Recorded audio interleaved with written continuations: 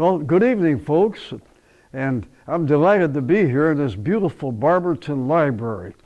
And we're going to talk about one of the big mysteries in aviation, the disappearance of Amelia Earhart, and what my son and I found out. And it's not like you read in the books. She wasn't lost. The navigator, Fred Noonan, was not lost. Anyway, it's quite a story. And I'm glad you're here to, and we've given this, Ray Pulliam there, director, editor, producer, the whole shot. We've done this story at Turkwood Island Club, also at the Air Force Base in Youngstown, then at the Military Officers Organization. And at each time we give it, people are surprised because this information they've never known about. And before I get started, I want to lighten things up a bit.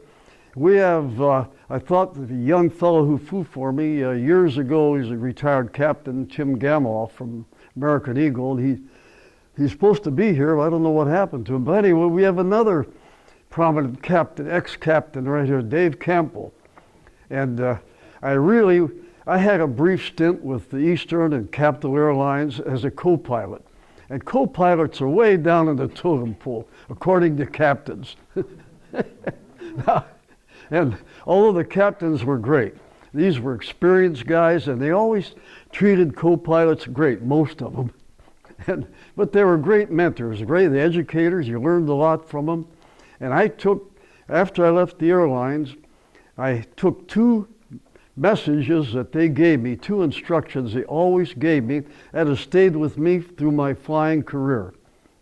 And they are, number one, after takeoff, captain gives a challenge, and the co-pilot has to respond. So after takeoff, you know what the captain's challenge was? Gear up, flaps up, shut up. Am I right on that one? Because a lot of co-pilots like to chatter. Well, captains, all they want to do is fly the airplane. And the second lesson I learned was, go get me some coffee. Like I see, these guys, they taught you a lot. They taught you, number one, you better keep quiet until you're a captain. Then you can start over again. Well, let's get back to Amelia Earhart. And she was, her journey started June 20th. And she was lost. And this is 1937, and this is her 80th anniversary of her disappearance. So she was lost on July 2nd, and lost to the world, really. But what happened, the books never say.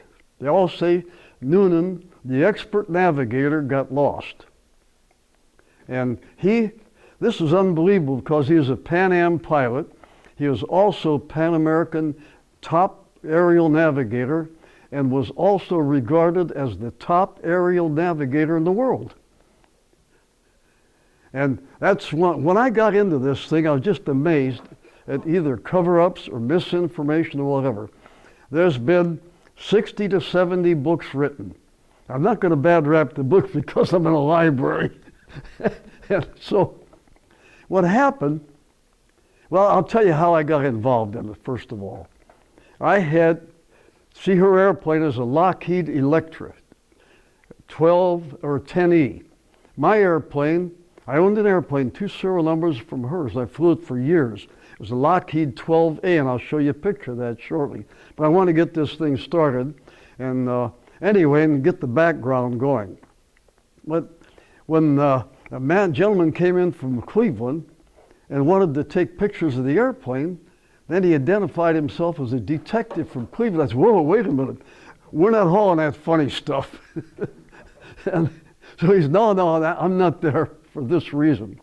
He said, I want to take pictures of your airplane because it's the same model that Amelia Earhart flew. And her airplane was different. She had bigger engines. She had secret information in there, state of the art at that time. And my airplane, its gross takeoff weight was 8,400 pounds. And I carried probably 280 gallons of gasoline. And the books never bring this up.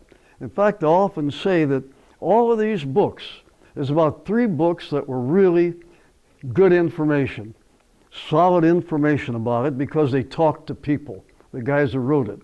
And there's about 6 of the fellows that wrote the books actually went to Saipan Island. There were 2 more, my son and myself. So that's how I got started with this, because my airplane was 2 serial numbers away from hers. Well, believe it or not, her airplane weighed 17,000 pounds on takeoff. There was over 1,000 gallons of gas on there, which is over 6,000 pounds, 6 pounds a gallon. And I don't know how that, when you read the books, I read about 6 or 7 of them, and I said, all these people do is they write a book based on the previous book. And there's one I saw out in the lobby that I read called East with the Wind, written by an English woman. I guess she read a lot of books too. But nobody ever went back there. Number one, because about sometime in the 50s, and it lasted until about 1968, Saipan was off limits to the world. Now, Saipan Island is part of the Marianas chain. Saipan, Guam, Tinian, and Rota. And only the 3, Saipan, Guam, and Tinian, were inhabited. And I was on Tinian Island for 1 year in a B-29 group, bomb group. And we had over 2,000 B-29s on the 3 islands, and huge airplanes. Up on Tinian Island, which is a relatively small island, we had 25,000 military people, all Army Air Corps people. And now I want to get back to the background of this thing, where all this thing started. Started in, let's go back to 1898. Now, Amelia Earhart wasn't that old. And I gave a talk to some wise guys, asked me, did you date Amelia Earhart? Because she'd be 107 now. That's absolutely not. She's too young for me. That kind of shut him up for a while. But anyway, going back to 1898, Spain owned all those islands. All the important islands were the Marianas Islands, Caroline Islands, and the Marshall Islands. But Japan wanted them. Because the Japanese they were pushing to rule all of Asia.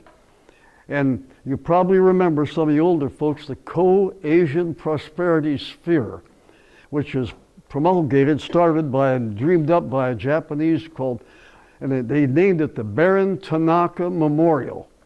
And it was for Japan to actually take over the islands and take over Asia. And they're very militaristic, as people know here, very, very militaristic bunch of people. The military was. Japanese people were wonderful, but the military was bad news. So what happens, we got into the Spanish-American War, and Spain owned all those islands, but they lost the war, so for reparations, or they gave the United States Guam Island, because they got them they got whipped in the war.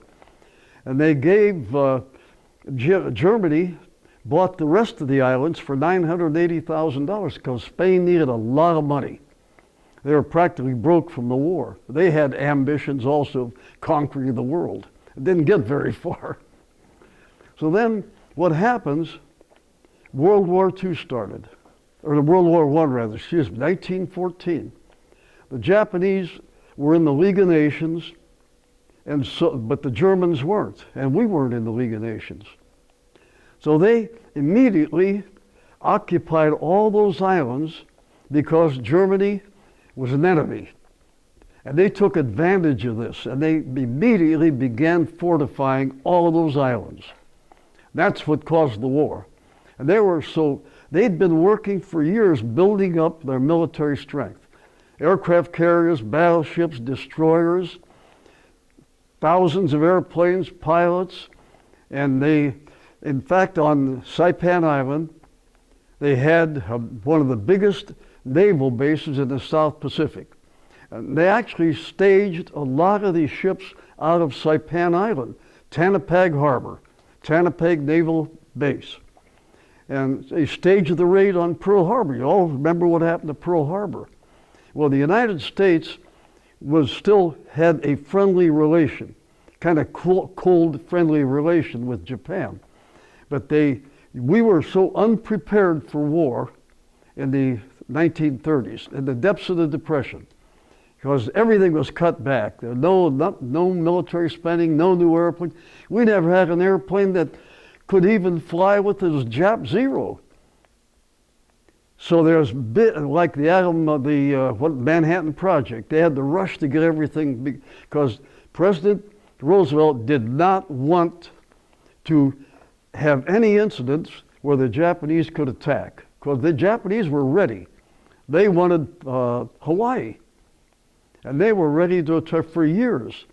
So the bureaucrats took over in Washington.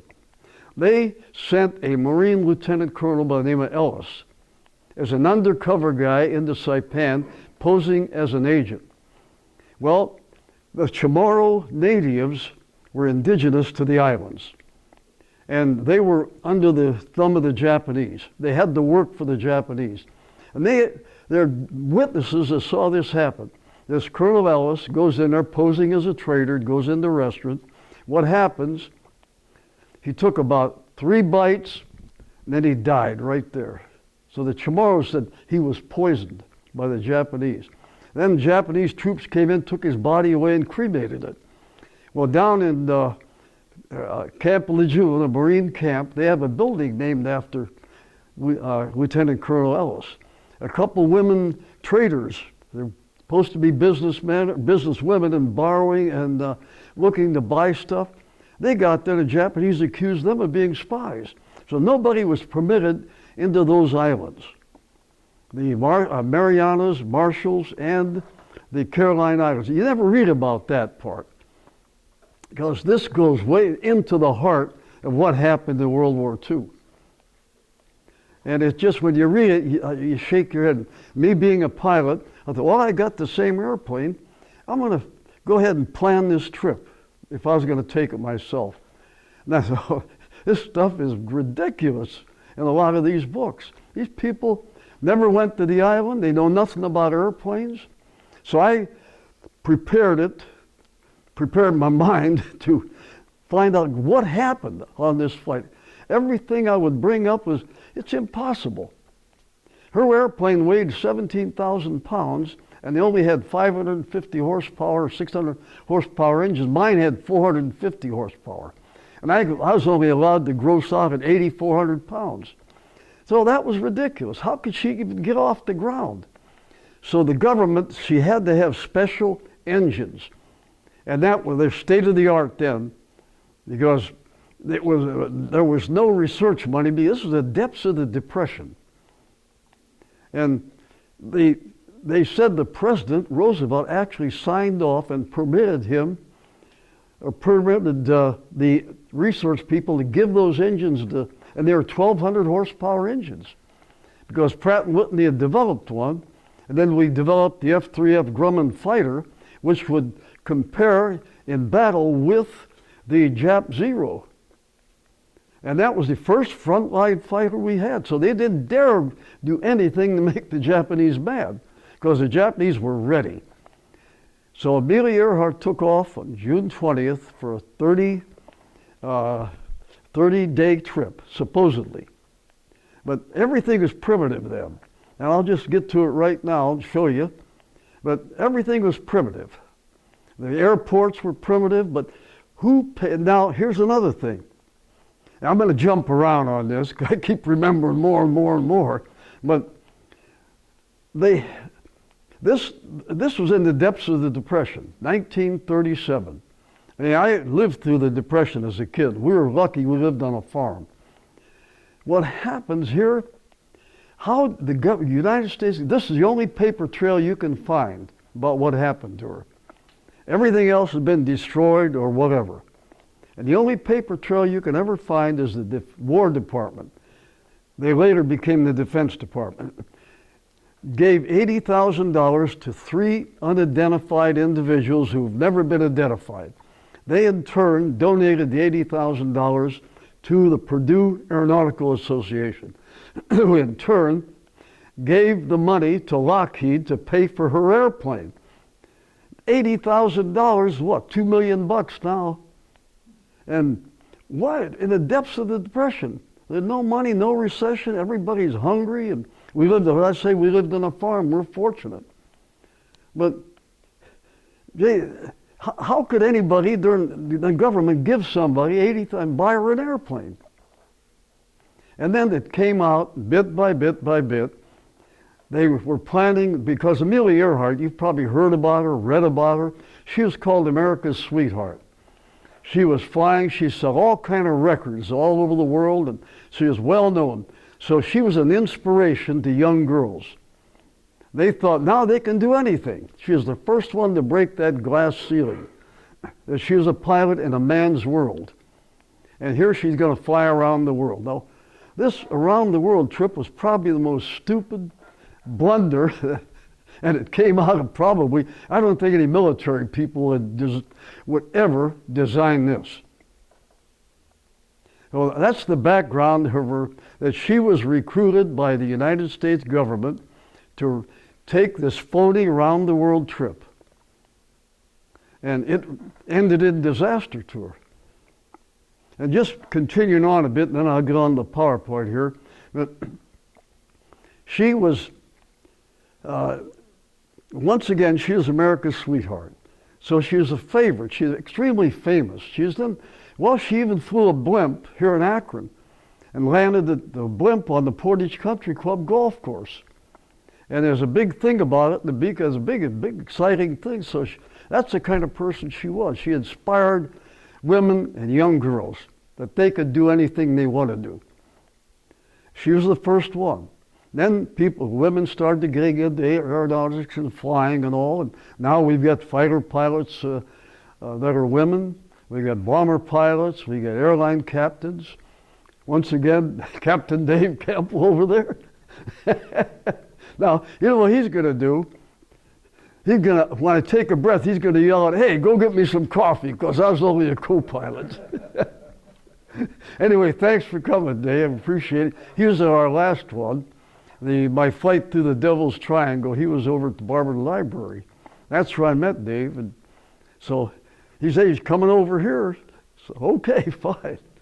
Now that's where the round the world thing became reality. The government sponsored it. They'll never admit it. You will not find anything at all about that trip.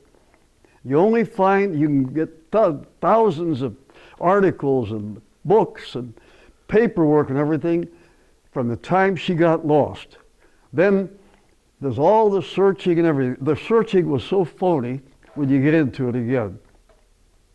When they claimed she got lost, well, I'll tell you what really happened to her. When she had something like 20 hours of fuel aboard that airplane, and she could have, well, 24 hours. So her last stop was in New Guinea, Lae, New Guinea. And her next stop was 2,556 miles, Howland Island. Now, why did the government pay $80,000 for an airplane, for somebody to take a round the world trip?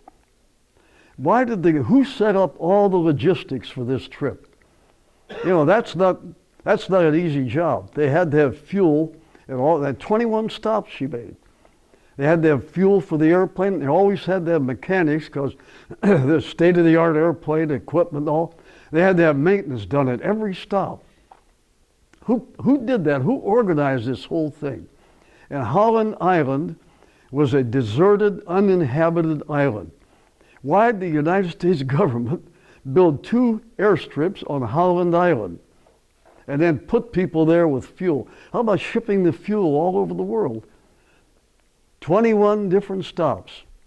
It's just beyond belief, really, how that's how they wanted to find out what the Japanese were doing. But they didn't dare send any spy airplanes in or anything, or they would precipitate a war. That's what they're afraid of. So look at Japan attacked Pearl Harbor. Anyway, let's get on with the show now, folks. Well, it's really a pleasure talking to you and getting this information out. And that's the background of Amelia Earhart and my connection with that airplane. Then a gentleman from Cleveland had a Marine friend that actually saw her airplane on Saipan Island. That everybody claims that she was, Noonan got lost, this experienced navigator at 18 ocean crossings, and he was the top navigator in the world, and he got lost. That's the government, what the government put out. You'll find in all the books you read. And there were so many witnesses to the whole thing. Now, maybe some of you people think, that guy, he thinks there's a conspiracy around every corner. I said, well, maybe I do. But I'll tell you a conspiracy that I was involved in. 2 of my pilots were killed right over Mansfield Reformatory. They were rammed by a military jet. They were on a training flight. They were in a Piper Tri-Pacer. They're flying about 115 miles an hour. They were right where they should be. They were talking to approach control. They got hit by an F-84F jet and the pilot admitted, yeah, he was doing 400 miles an hour. But nobody knew what was going on at the airport because they had joint use airports. The military used UHF frequencies, civilians VHF. In other words, 2 different radio frequencies. So the civilians never knew what the military was doing. I don't know, they thought maybe the Russians were going to attack Mansfield or something. But anyway, then the government cover-up started. That night on the newspaper, all the news accounts, radio accounts and all, said my airplane rammed the military jet. That went on until I think the military stopped the stupidity of and they admitted it. But the bureaucrats then wanted to cover everything up. The FAA people, the National Transport, all the people that were not military. Military, yes, we did it. This happened November 1959, November 7th at 2 p.m. And I'll tell you, when you see an airplane that's been hit by a 400-mile-an-hour jet, you never want to see it again. I'd been in 2 wars, and so I'd been around, I've seen a lot, but this hit me hardest because of the cover-ups. The government wanted to deny liability. So they blamed the dead pilots, and they blamed me because I owned the airplane. I got called from the FAA investigator that he's going to have to file a violation against me because I owned the airplane. And I said, what violation? He's 62.5, I'll never forget it. It says you permitted yourself to be involved in an accident. It's a catch-all. They can't think of anything else. And let's get back to Amelia Earhart. I wanted to lay aside the fact that you people think I was talking conspiracies. Well, as I said, I was involved in one deep, up to my neck. Anyway, I love the government. It's the bureaucrats. I love the military. They did much for me. I was a kid, went to war twice. Anyway, folks, let's get on with the show here. Hey, once again, that was a Lockheed 10E, Amelia Earhart, weighed 17,000 pounds on takeoff. Unbelievable. Okay, now here is a picture of Fred Noonan's on the right. And he's been blamed for years, for 80 years he's been blamed that he got lost, which is a bad rap on the guy. And also the books claim that she recruited him. Well, she didn't recruit him. He lost his job because he had a drinking problem with Pan Am. He needed work, so they hired him. Who paid his salary?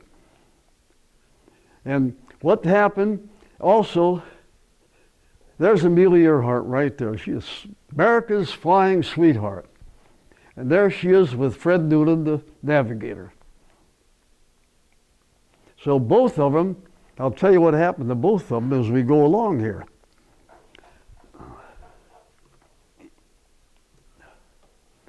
Okay, here is her last stop in New Guinea. There's the airplane.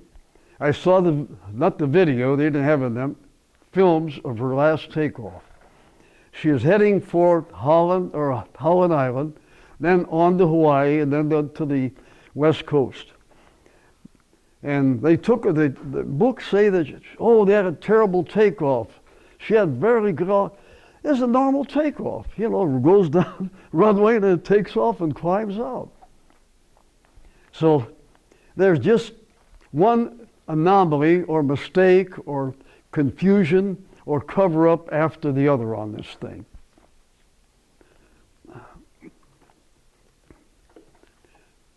Let's see, we're getting ahead of ourselves on that one. But this is on Saipan. My son and I went to Saipan Island in 1998 because we heard all of this baloney about it, and I wanted to find out. So I think the trip cost me about $6 in airport fees at that time because I had privileges with the airlines. So we met we left here, went San Francisco, Hawaii, then from there on to Saipan, and then Guam and Tinian. And on Saipan, I did everything, or we followed all the information this gentleman from Cleveland had come in, told me about it. And he gave me photographs and everything that they were there they tried to go there in 1967, and they were refused entrance to Saipan. The Navy controlled it. They refused to give them, and that was unbelievable. They had to go to Washington and go to senators, and finally the Navy relented and let them have 2 weeks. At the end they made friends with the natives. They knew that there'd been a couple of newspaper guys there that were they'd scare these people. They'd throw a microphone in their face, and they got scared because they thought the Americans were gathering evidence to have them prosecuted, thrown in jail for working for the Japanese. Then they also thought the Japanese were coming back, so they didn't want to say anything. But these guys, 4 guys from Cleveland, went there and they got their confidence.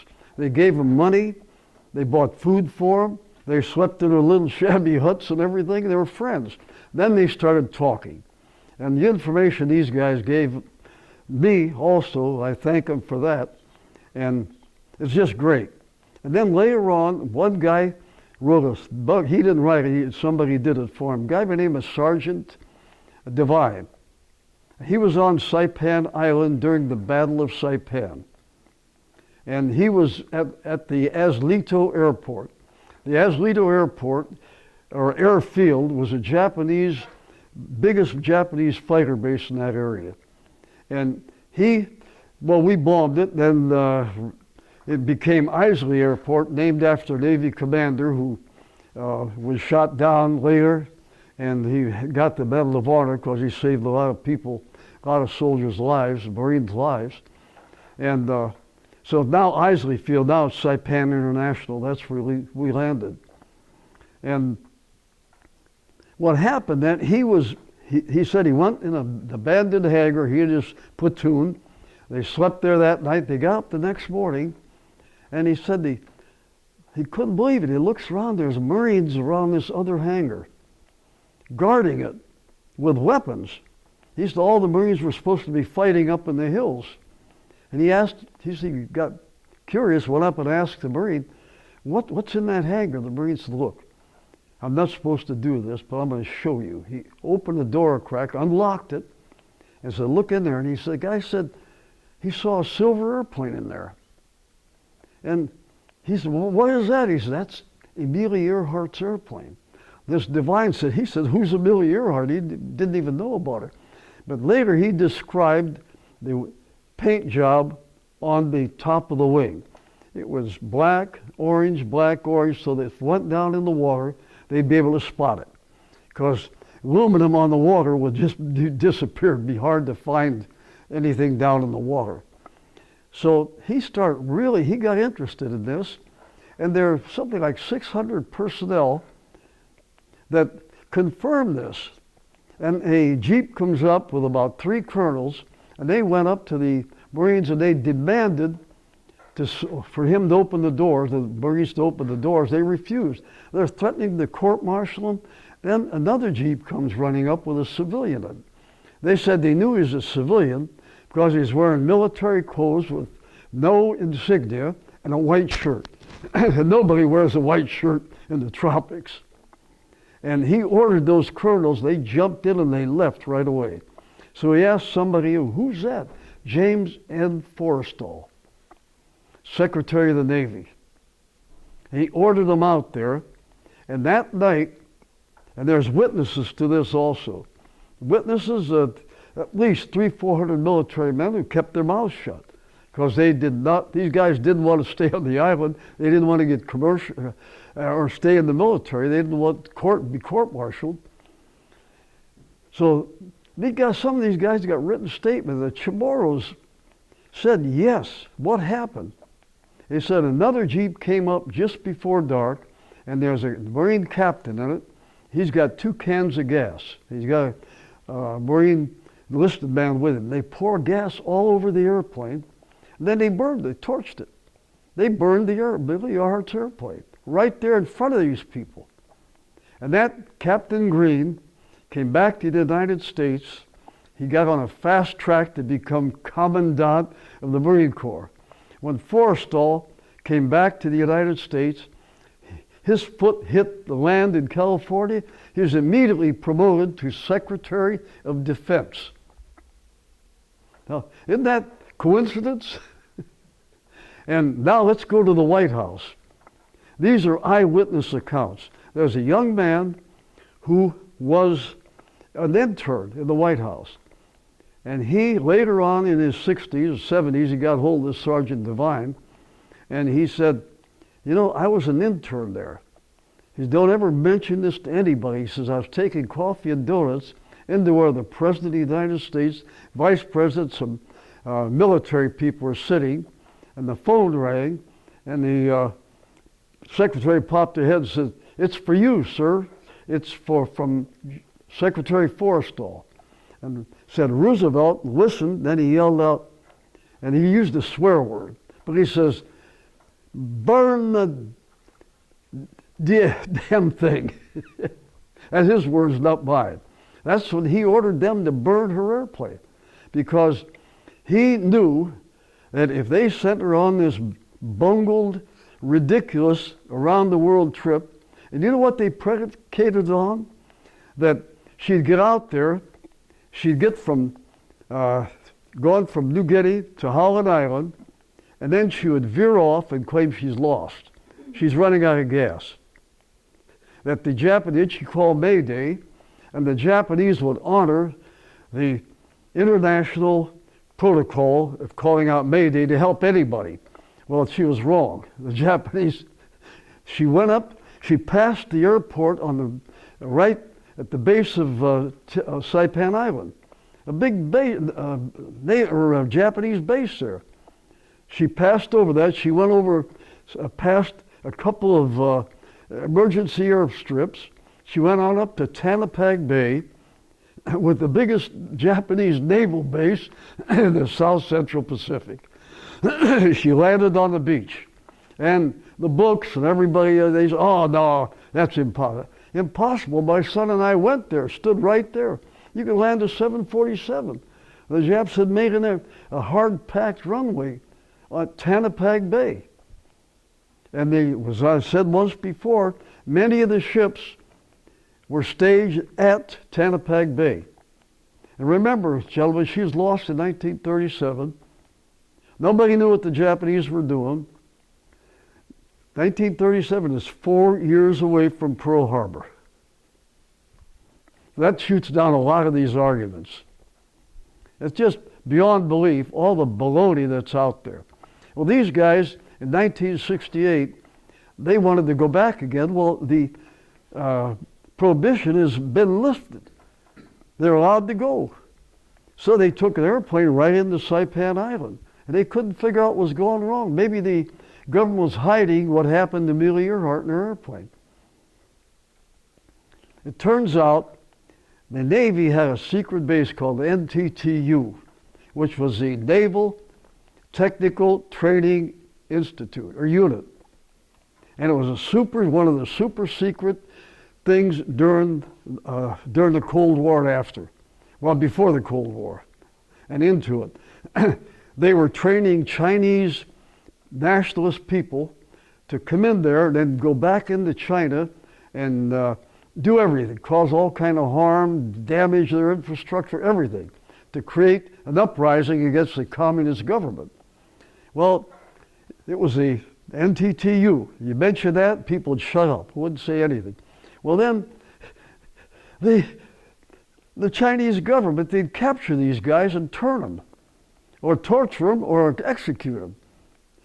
And I guess the United States bunglers, bureaucrats that wanted this big base, during the Depression, they put $35 million into one secret base on Saipan Island to do one thing, to train these infiltrators. Well, the Chinese were on it, so then the whole thing quit.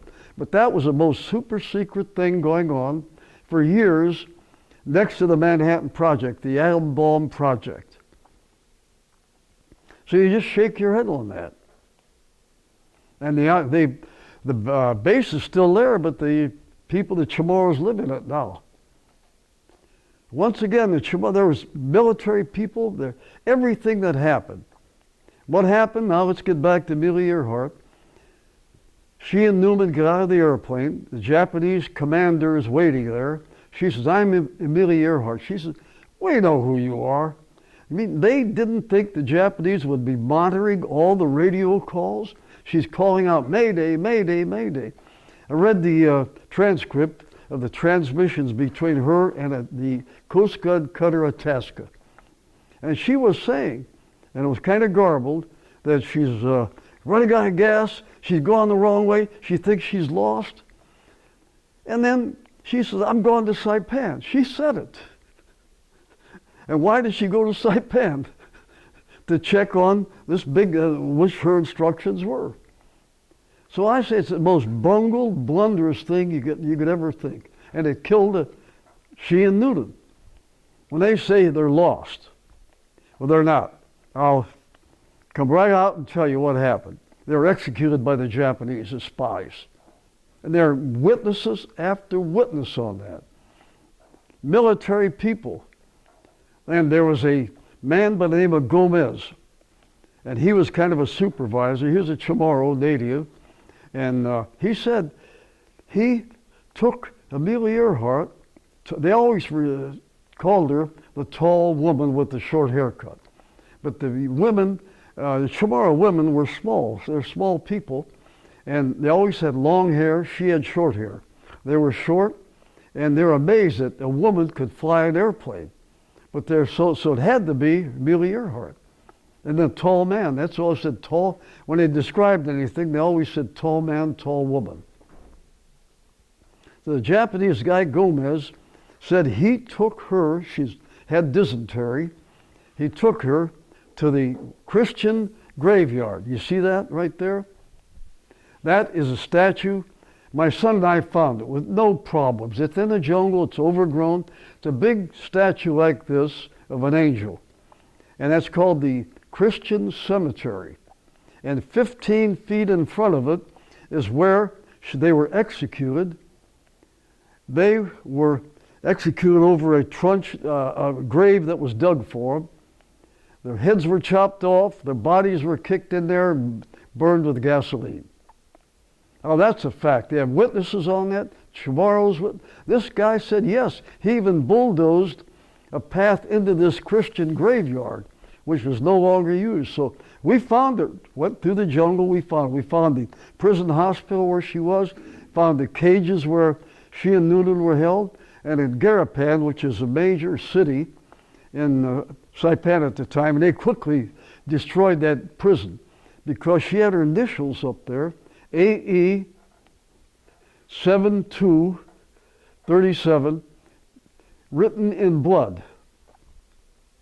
And they destroyed everything. Then these guys, the people that saw it, but they wouldn't talk because they're afraid. These Chamorros, they had the fear of the Americans, they had the fear of the Japanese. So how many people had ruled them? Germans, Spanish, Japanese, now the Americans. So they just didn't want to talk to anybody. And we had to find everything we wanted. This guy told us about. We found it real easy. You just go through the jungle, and You look just about where these guys from Cleveland told us to look, and there it was.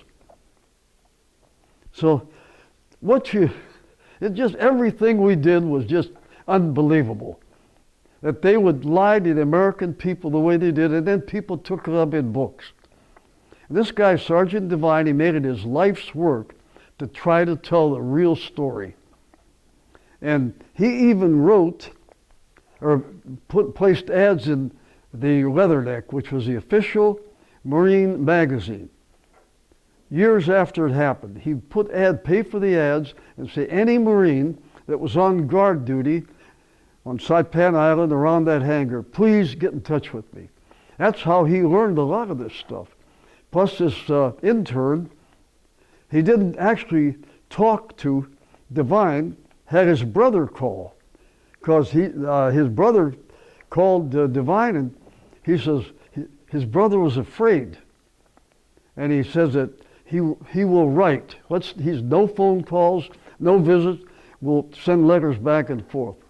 So Divine wrote him a letter to give him a time when they could meet, where they could meet safely, and the letter came back, and it says couldn't identify, but it was never canceled, so it never got into the post office. He wrote another letter that came back. It says deceased on it. And then later, this young man, the old man now, said that after the letters were sent, two people from Langley, CIA in Langley, came and picked him up, took him to Langley, and they told him like this: you will be prosecuted because you signed a non-disclosure form years ago. Even then they said they could enforce it. Well, he was an old guy then, so he's terrified. He didn't want anything more to do with it. But they tried to shut people up. Now, why? Okay, first of all, Roosevelt was in a bitter election fight. Even the polls said that he is going to lose. And later on, he was with this guy from Akron, I forget his last name, a lawyer. And the guy was beating him in the polls. But they thought that if that word came out that the President of the United States sent America's sweetheart on a mission that ended her death, he'd be impeached immediately. So they shut everything up. They destroyed everything. Then what happens, this is unbelievable also, that Roosevelt was running against Dewey, and Dewey was beating him. This is in 1942 election. And Dewey was beating him. And Roosevelt was so afraid, he didn't want anything to come out, because things started to just kind of trickle out, the real truth.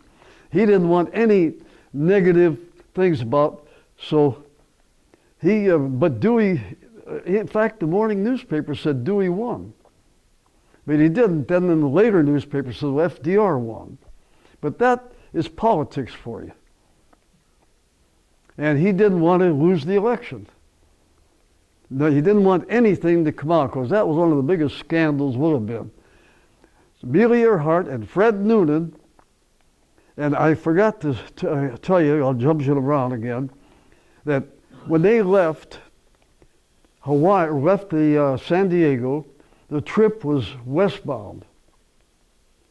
And not two people were aboard that airplane. Every book you'll read said only two people, Amelia Earhart and Fred Noonan. There were four aboard the airplane. The other guy was a guy by the name of Paul Mance. He was one of these stunt flyers, long-distance flyers. He was her instructor. She did not have a lot of flight time in a twin-engine airplane, because he blamed her for the bad landing. It collapsed the gear later, and so he quit in Hawaii. He would not go on further. They had a Navy captain by the name of Murphy, who was he won the Medal of Honor in World War I. And he was a commander of a big cruiser in the Navy. He was also considered the best maritime navigator in the Navy. Now, and he was aboard that too. Why did the Navy put a guy like 4 people on the air, not 2, Any book you read, any article, they only had 2. The beat goes on and on. I can get wound up on that, but let's move on to show you some more pictures here. Okay, now we talked about them being buried, the bodies being burned. Well, the natives actually took the guys from Cleveland out to the site where they were buried. But unfortunately, in the Battle of Saipan, the Marines that were ordered to dig the grave, a Marine major ordered them to come with him, and he had bags with him. They dug up the graves. He said, take out all the big bones. So they took the bones out, and then when the natives told them 15 feet, showed them the spot, which we saw, and there are many small bones in there. There's a picture right there. Well, they gathered as many bones as they could find. They had the natives make a sifter. They sifted the land. And they came up with many, many small bones, and they took them down to Ohio State, the most forensic specialist in the world, down at Ohio State, bone specialist. And he says, he said, it'll take me 6 weeks. He tried, he said, the DNA has been destroyed by fire. But he says, maybe it'll give me another 2 weeks. So he finally reported to these guys that, well, we got one jawbone. He says, and it was a woman that had what the dentist then called the horse jaw. Different shaped jaw. And we called it the Dick Tracy jaw when a guy had a chin sticking out like that. And said it came from a Caucasian woman because the Chamorros were small people. Then they found a bone that would not, from the knee down to the ankle, that would not match any Chamorros. They said, a Caucasian female. This bone specialist said that. But when this guy Divine tried to get that made public, he was blocked at every turn. No one wanted to know that what really happened to the sweetheart of America. And it's still a mystery. And why did the government spend during the Depression to put the Tasca Coast Guard cutter at Howland Island? Why did they build the airport? Why did they station 3 American destroyers along the route so she'd have radio contact? She refused to use what they installed in their state-of-the-art, what they call DF, direction finding. We call it ADF, automatic direction. You could go to a station like WWII, get their frequency, the needle would point to it. She refused to do that. But she was the first casualty of World War II. And so these bones are, as far as I know, they're still down. And the guy, Dr. Baby, is probably gone by now, but I gave a talk over in Youngstown at the Air Force Base, and a guy came up to me. He says his brother is a forensic specialist in bones and all of that. He said he works at Ohio State, but he says he came up with an idea and a way to identify burned victims during that 9/11 attack, because they could not identify a lot of people. But he says he's going to tell his brother about that. I never heard back from him. Anyway, let's go on a little bit more. So you can see the bones, the number of bones they picked out of that graveyard. And 2 bones positively identified a woman with a prominent jaw. And then with the leg bones, the leg bones are a good measure for forensic scientists about how tall a person is. Well, there are tall people on those islands. And okay, let's go on now. Okay, there we are. I'm posing by one of the gun emplacements they had, that the Marines had to charge into on Saipan, Tinian, and I'll tell you another little story here. Well, now you got the story about what happened to Amelia Earhart. Another thing, as I say, I'm jumping around. What happened, the search, there was something like an aircraft carrier with 60 airplanes on it. I think it was in Louisville. And they risked their lives searching only up around Howland Island. Why didn't they go down to the Marshall Islands and search there? They would not penetrate Japanese territory.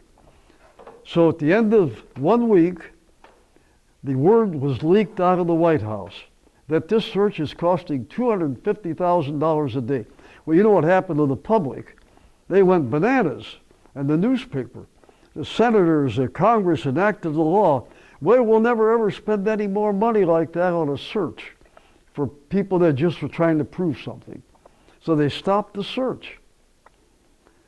And I don't know if I mentioned this, but Eleanor Roosevelt, at a press conference after she was supposedly lost, they asked her, did the administration send her on a suicide mission? She says, absolutely not. Franklin and I loved Amelia. Well, they barely knew her. And she said, he would never send her on a death mission that would lead to her death.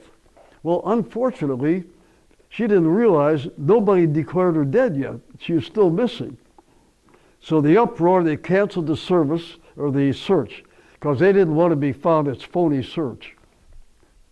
Well, there you have it, folks. And I think that's me now, by that gun emplacement. But they were all over the islands there. And it was a very interesting place to go. And my son and I spent, about 2 weeks there. In fact, Ray, his nephew, and his wife were missionaries on Tinian Island. And I had an excellent talk with him. They keep him informed, and he tells me what's happening. Well, the Navy took over half of the island now. But when my son and I were exploring the island looking for the caves, where the Japanese retreated into the caves, they wouldn't give up. So the Marines then would blast the entrances shut. So if anybody finds the caves on Saipan and Guam, because things shift, water, rain, and everything would hide the caves. So my son and I found some of the caves because I said, look, every time we see a cave, we're looking for a cave, we'd see a little statue. And then it dawned on me that the families of the guys and the Japanese were good record keepers, so they could tell where their sons, fathers, or whatever were in what cave they're in. So they'd have these little statues put there and that was easy then, because people go there and search for these things. Anyway, then I'd done a lot of flying. I hauled some guys around that were involved in salvage and government sales, surplus sales. One guy told me that he knew of a guy that would buy only junk engines, and they thought he was crazy. This guy would buy any big aircraft engine he could find. They thought, well, you're nuts. So these other guys would not bid and let him buy whatever he wanted. But he had one little secret. He took the engines apart, took the magnetos out. The magneto is what fires the engine. And they're huge, and they had silver points, solid silver points. This guy became a millionaire by recovering the silver points. So when the war ended, they wanted to destroy everything. They didn't want to bring anything back. If a ship was out there loaded with gas, they dumped it in the ocean. Anything, you had to give up your flight watch, anything, and they'd bury it in holes. And what they did, they made a huge hole and they buried all these hundreds of engines there. And I told them, I said, I know where they are.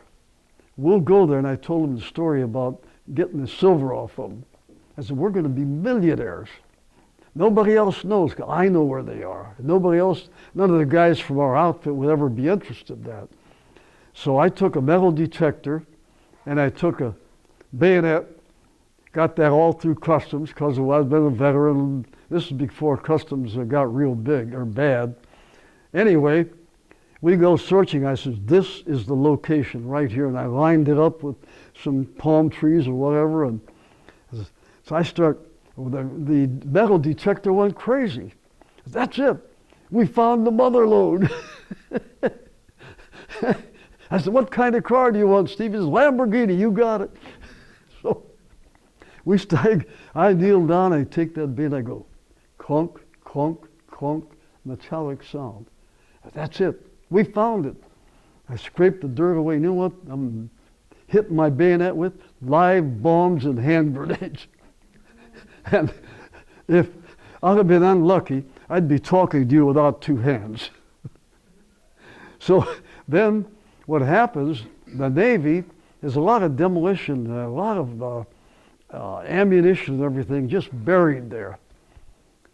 And my son and I, we climbed over a fence to get into an area to get a closer look at Suicide Cliff, where all the Japanese and the Chamorros, they convinced the Chamorro natives that the Marines were monsters, that they're going to kill the parents and eat the children. Those were ridiculous things. A lot of the Chamorros were terrified. Plus, they were forced also to jump off a Suicide Cliff. So the father would make all the kids run backwards so they wouldn't see what's happening. And then he would go. He'd make sure they all jumped off. The Japanese soldiers, they wouldn't give up. So they committed suicide. They went down about 200 feet because Tinian and Saipan were volcanic islands. They were about 200 feet above the ocean. And they would jump off into these rocks. The Marines tried to stop them. Nobody could stop them. They were just so brainwashed. And the Japanese soldiers were told by their officers that, you know, they're going to burn you and skin you alive. Yes, ridiculous stories like that. So they all committed suicide. They had one on Suicide Cliff on Saipan and one on Tinian Island, which was the highest cliff. And you talk about horrors of war. Unbelievable. Well, folks, thank you very much. And it's my pleasure coming here, and I hope enlightened you a little bit anyway. Yes, did you want a question? What is that? An explosion? Yeah. Yeah, that's me in one of the caves. That was one that you could find, but the others are buried in the jungle, way down in the jungle, and they are hard to find. In fact, if anybody ever opens one of these caves up, they will become a multimillionaire from souvenirs.